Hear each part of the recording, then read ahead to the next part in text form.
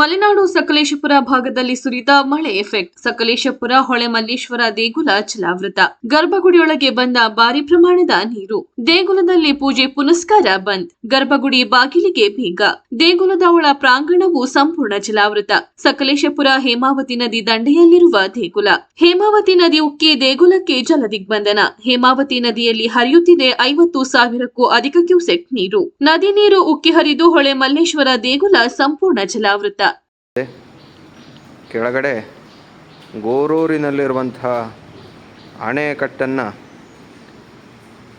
ಅದರ ದ್ವಾರವನ್ನು ಬಿಡದೇ ಇರುವಂತಹ ಕಾರಣದಿಂದ, ನೀರನ್ನು ಹೊರಬಿಡದೇ ಇರುವಂತಹ ಕಾರಣದಿಂದ ಸಕಲೇಶಪುರದ ಜನತೆ ಇವತ್ತಿನ ದಿನ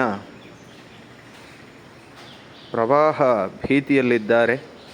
ವಿಶೇಷವಾಗಿ ನದಿ ದಡದಲ್ಲಿರುವಂತಹ ಹೊಳೆಮಲ್ಲೇಶ್ವರ ಸ್ವಾಮಿಯ ಗರ್ಭಗುಡಿಯ ಸುತ್ತ, ನಂದಿ ಮಂಟಪದ ಸುತ್ತ ವಿಶೇಷವಾಗಿ ನೀರು ಬಂದಿರುವಂಥದ್ದು.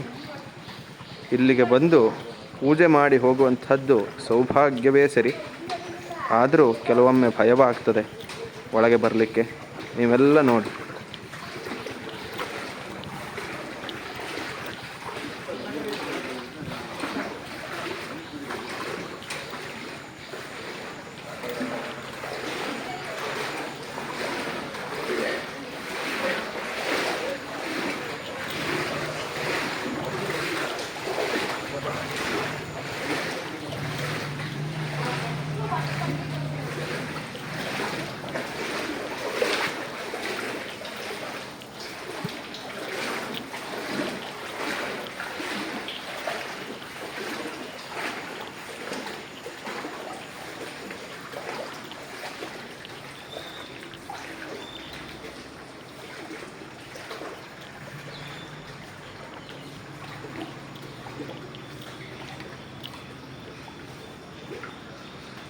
ಗರ್ಭಗುಡಿಯನ್ನು ಪ್ರವೇಶ ಮಾಡಲಿಕ್ಕೆ ಇನ್ನು ಕೇವಲ ಅರ್ಧ ಅಡಿ ಮಾತ್ರ ಉಳಿದಿದೆ.